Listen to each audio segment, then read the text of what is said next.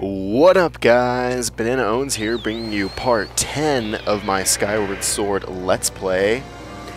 I'm gonna be pretty honest here that this video has no progression of the plot. I mainly focus on doing some side quests, and during this whole walkthrough there will be a few videos in between the dungeons usually of where I just accomplish some side quests and go retrieve some goddess cubes, go retrieve some of those chests from them, perform some of the side quests for gratitude crystals.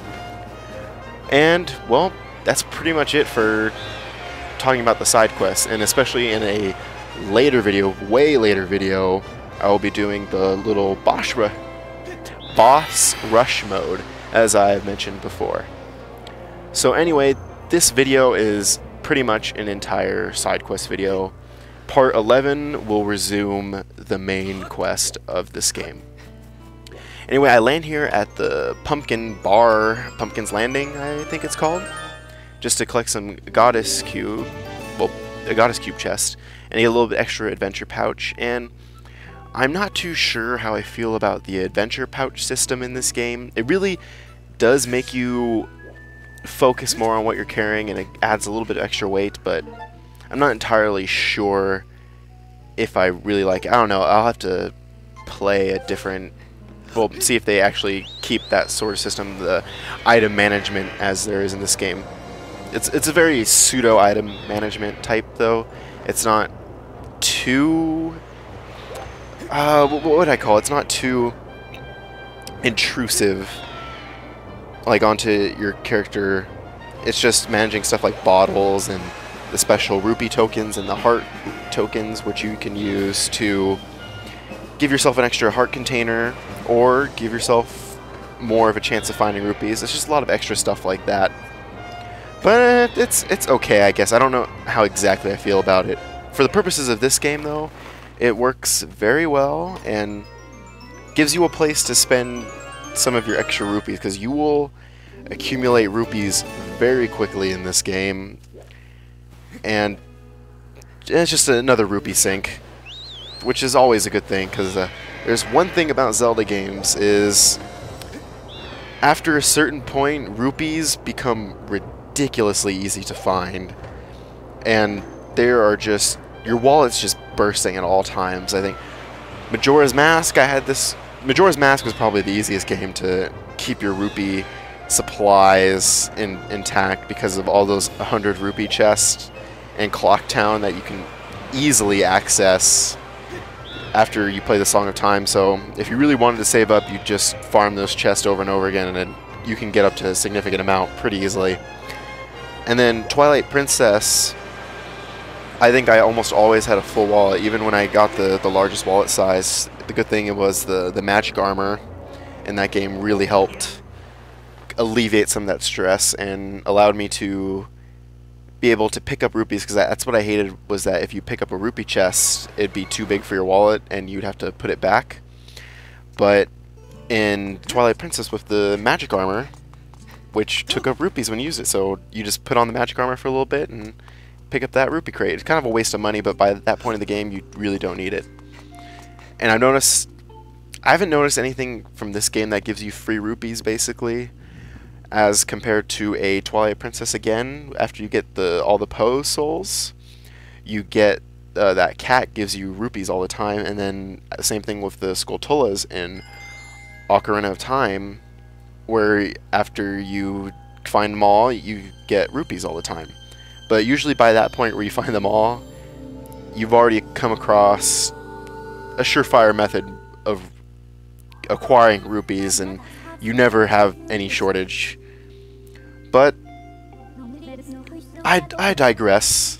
They're really easy to come by in this game. That's pretty much what I'm trying to say in this long-winded explanation, because this video doesn't have too much substance to it, but whatever. Anyway, you just saw me place back that tablet into the Sky Temple thingy. The Sky Temple thingy, that's such a great word. Oh man, it's been a long weekend, guys. It's been a long weekend. Gotta record this so I can have these videos out on Tuesday. So I'm recording this audio on Sunday, and it's pretty good. It's pretty good. I've really been enjoying playing this game again, as you can probably tell, because I'm still releasing these videos on schedule, on time, even though I just had a very, very big weekend. I umpire for my local Little League, and I went to a 3-day-long umpiring school, which was not the most fun thing in the world, and I don't want to get off on a tangent about that, but anyway, I still kept up with my play schedule of this game, even after finishing all that and having that 3-day period just filled with doing a lot of umpiring stuff. I still managed to do my playthrough of this game when I got home, so I'm really enjoying playing it. That's what I'm trying to say here. It's pretty freaking good. It's just really fun. And right now I'm doing a bit more shopping, and I'm gonna buy a iron shield. I'm gonna wait a little bit longer, because after you beat, I think, the 3rd dungeon, you get the option of buying it's not the hero shield, it's like a goddess shield that repairs itself over time, because the shields do have durability issues in this game. But the second that becomes available, I will buy it, because I don't like having to pay for repairs to the shield. Most of the time, I think my first playthrough of this game, whenever my shield would break, I would just go shieldless until I was ready to buy the next tier. And I think it only happened once, though, so that's good at least. And I'm going to explore you're going to see a bit of the banking system. I don't use this as much as I should. Once I start getting into the side quest a bit more, because this is very intro level to the side quests. It's not too much going on, and it just serves as a point that I will be breaking up the gameplay in between the dungeon videos. Probably, except for between the 2nd and the 3rd dungeon. I have to say the Lanayru mine, there we go, the Lanayru mine, and that whole area and getting up to the temple takes a lot of time, and I think for the sake of my video purposes that the extra time it takes to get into that dungeon will take the whole 6 parts of the week, instead of me doing a side quest video and then splitting up these parts. So the extra part, so in between the Earth Temple and the Lanayru mining complex, that whole area, there will be no side quest video, but right after that we'll venture back into doing more side quests. Especially since after the Lanayru mine, I love that dungeon so much. It's not my favorite in this game, but it's pretty good, and I love that whole area. It has a really interesting mechanic for puzzles involving time crystals, where you can go back in time, and it has basically some of the best puzzles in the game are in that area, which I really enjoy. But anyway, I'm going back to Pumpkin's Landing right now, because a person there saw a monster, which I'm trying to find right now, because apparently it kidnapped a little girl. And finding this whole monster side quest brings you into the concept of getting gratitude crystals, which are the basic mechanism of rewarding you for doing side quests in this game. Whenever you do a specific side quest, the people unleash gratitude crystals, which you can turn into that demon that I'm trying to find, that kind of monster I'm trying to find. And after you get a certain amount, he'll give you rewards. It's kind of like the Skulltula. It's kind of like the Skulltula tokens and the postals in this game are collecting these gratitude crystals, and he gives you some pretty cool rewards, and it's really worth doing because they're not too out of the way, and at a certain point you get to douse for the ability to search out people that have quests, so it makes it really easy. Really, really easy. So you have no point in not doing this. This game is a very easy 100% compared to Majora's Mask, which I'd say would the most difficult 100% of any Zelda game I've played lately. Of all time. But so there's no excuse to Dude, by the way, look at how much of an asshole I am. I just knocked down this chandelier because I had a heart piece. That's a really dick move to do. That I got the bartender's face is so freaking priceless.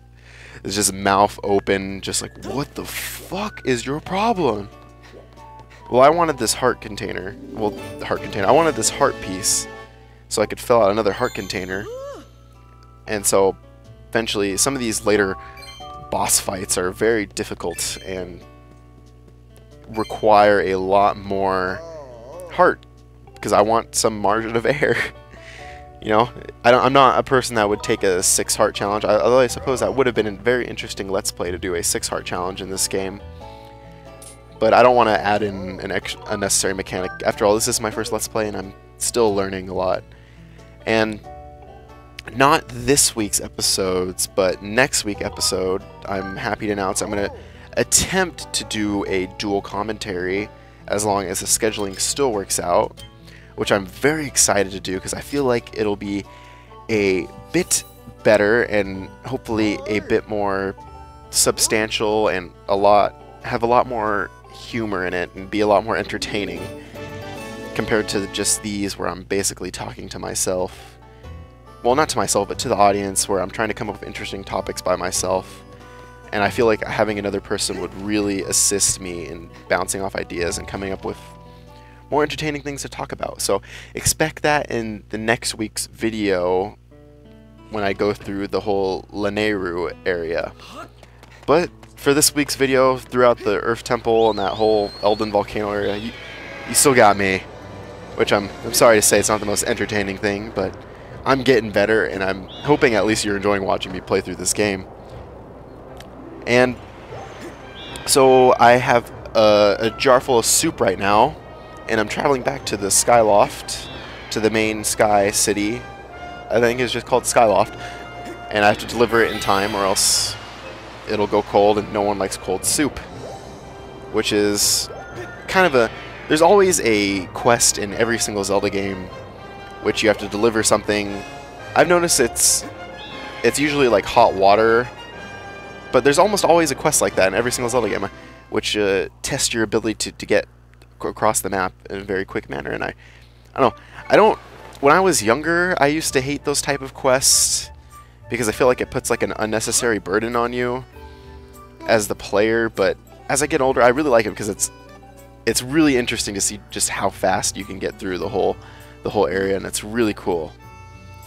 And considering I'm not like 12 anymore, or not even 12, like I'm not 7 anymore, when I was playing through freaking doing the Bigoron sword quest, that whole quest train, which all the freaking what is it, the timed quest, the timed parts of this quest where you had to deliver like the frog's eyes and such. It was really, really cool when I was older, but when I was younger, I really hated it because I sucked at playing this game. I couldn't make it in time, and it was just really, really, really frustrating when I was little because I had no idea. I barely managed to get through the dungeons in this game, but I really enjoy them now. I think the quests that I evolved to hate more than anything in pretty much any single goddamn game are escort quests. They are just absolutely terrible. Escort quests need to die. They need to die so freaking hard. Like, I want to find escort quest and just shoot them in the head. Just give them a single bullet. Just, they're... see, and I hate saying this because it makes me feel like I'm putting into like a generalized category, but most of the time they're not fun. There's exceptions, but it doesn't prove the rule. Like when you have like a game like Eco, which is just praise, and it's basically a whole game's worth of escort quests.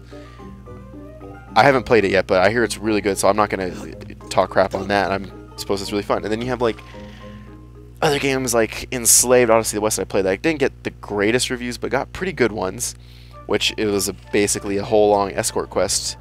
But those games have something different because they make it fun to play. And I think that's the whole thing. It's just the escort quests are just not fun to me, like at all, compared to like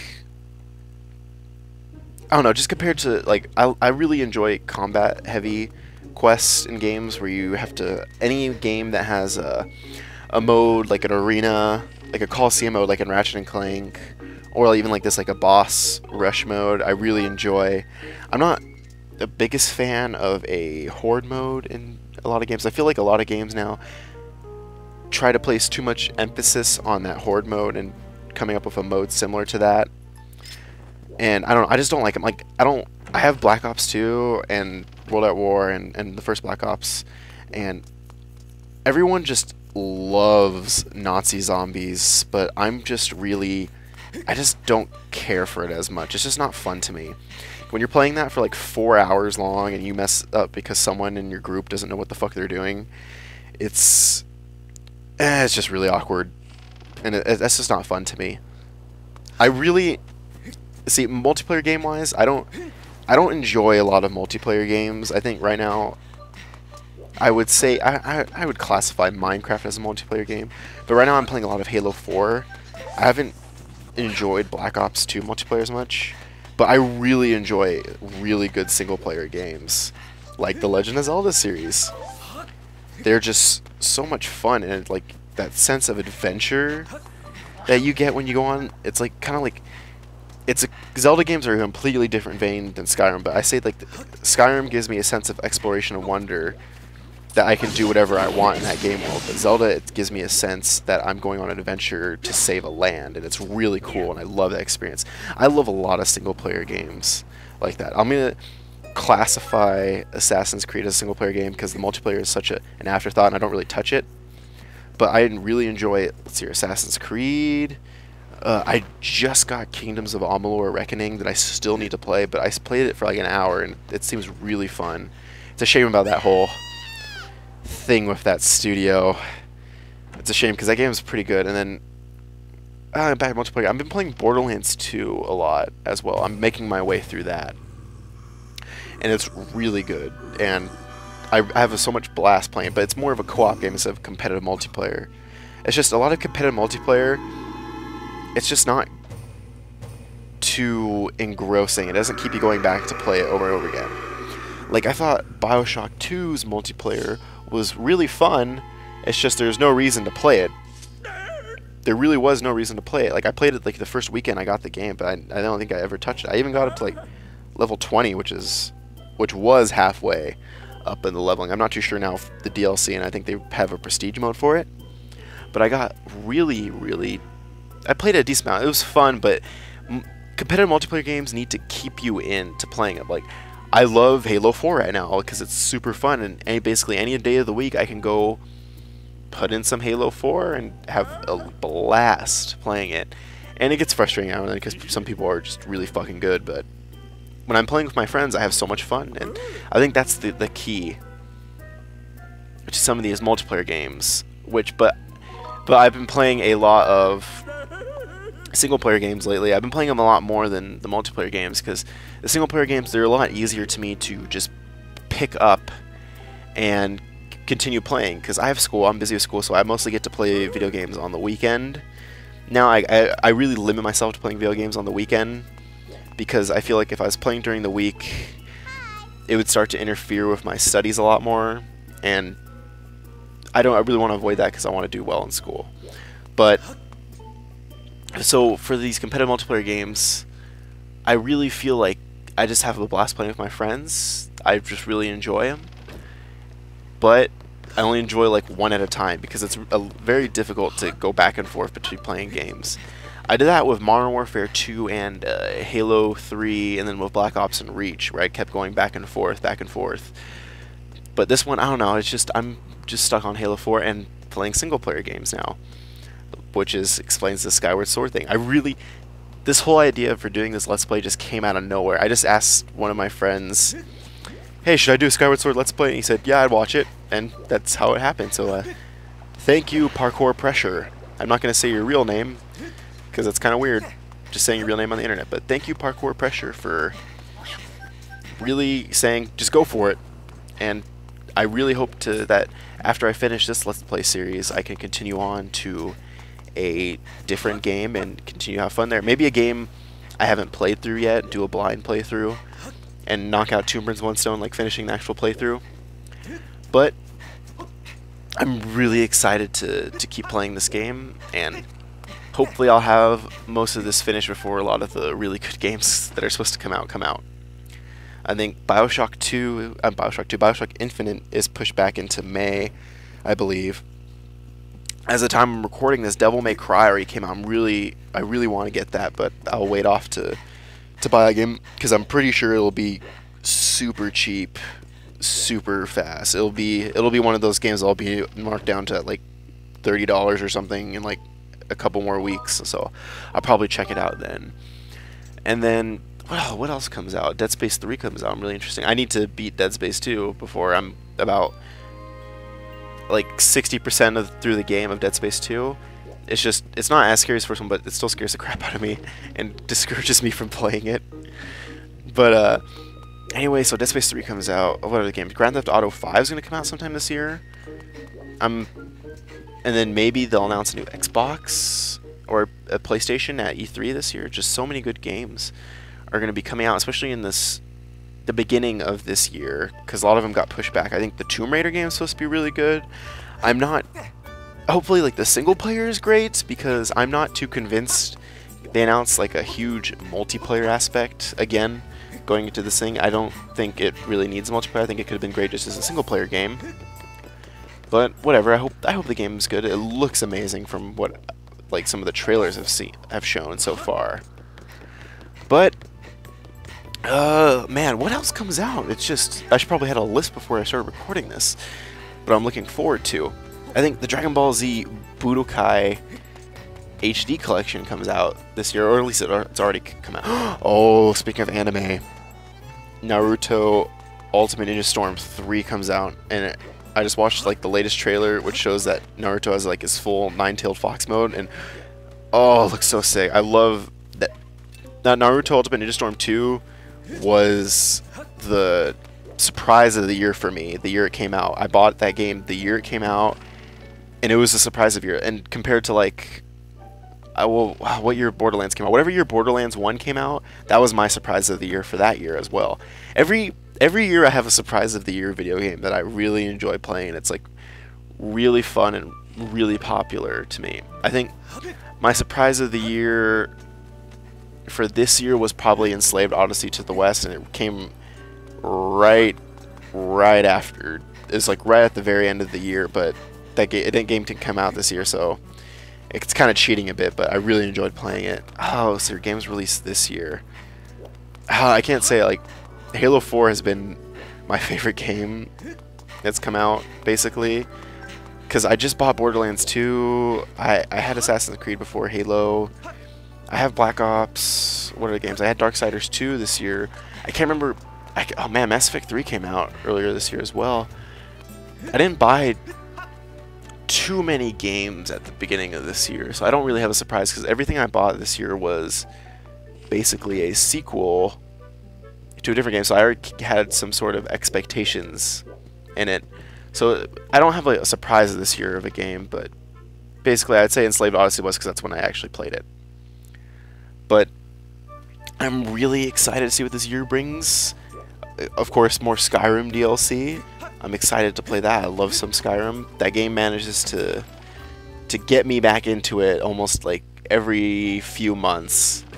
I get on a Skyrim binge where I want to just play it, and oh man, I enjoy me some Skyrim. It's a great game. I loved Oblivion, and I bought Morrowind on Steam during the sale, and I will attempt to play it, but last time I played it, it was just so slow, and I really want to get into it because I really hear it's absolutely great, and I just really want to give it a shot, but it's just, a lot of it is really dated.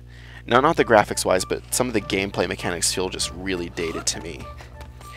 Well, anyway, this episode, I probably talked about what was actually going on in the video, like, for like 5 seconds. Oh well, that's kind of weird.